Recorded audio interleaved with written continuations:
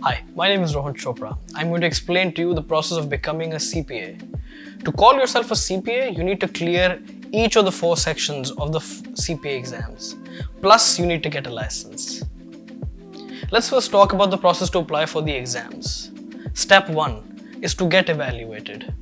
Marks in India are percentage based, which need to be converted to credit points, which are acceptable in the USA. We need a minimum of 120 semester R credits for our purpose. Step 2 is to apply for candidature with the US State Board of Accountancy. Step 3 is to schedule an exam. There are, however, rules to step 2 and 3. First, you will have to apply to one of the 50 states or 5 territories, a total of 55 state boards. Each state board has its own eligibility rules. Some require residency, while some allow international candidates. Different candidates may find themselves eligible from different states. The Accountancy Board of a US state such as New York or California will review your application and accept your candidature, permitting you to take the uniform CPA exams. So after your confirmation from the State Board of Accountancy, your application needs to be forwarded to NASBA, which is the National Association of State Board of Accountancy. NASBA governs the application process for CPAs. Your application is tracked and reviewed on the NASBA portal. To schedule an exam, you will require an NTS, Notice to Schedule.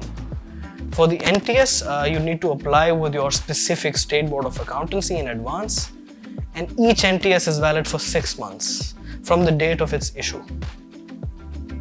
On an average, different states require 4 to 8 weeks to process your request. After receiving your notice to schedule, you can choose your preferred date and time for the exam at an authorized prometric center. Also note that subsequent requests or subsequent applications for an NTS can take substantially less time with many state boards. The EduMont academic team is happy to help you in applying for an NTS with the State Board of Accountancy in accordance with your preferred timeline. Step 4 is to clear the exams.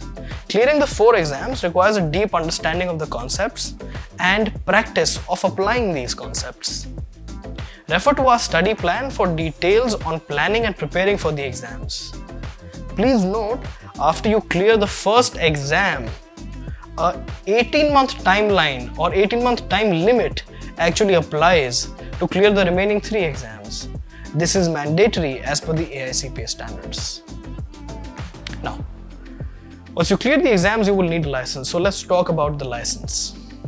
As international candidates, we have a period of 3 years to apply for a license from the date of final result, also known as AICPA's Congratulatory letter. This letter contains your final scores. You need to meet the requirements to become a CPA. Although different state boards can have different requirements, there are 4 common requirements to get a license.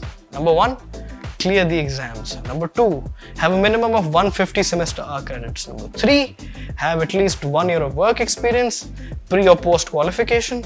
And number 4, clear the ethics exam. Now the ethics exam is not mandatory for all states. Now, for a license, you will need at least 1 year of work experience. This experience too needs to be verified by a CPA. So a CPA has to actually sign your work experience. But then again, this is not a problem for our students because at EduMont we have the in-house capability to verify your past experience. With that being said, to apply for your license, you will need 150 semester R credits. Most states have the 150 rule where a candidate needs 150 credits and 1 year of experience. However, if you do not have 150 credits, then some states still allow a 120 rule, where you need only 120 credits but 2 years of work experience. As always, the EduMont academic team proactively guides you in navigating the rules and in applying for a license as soon as you clear the exam.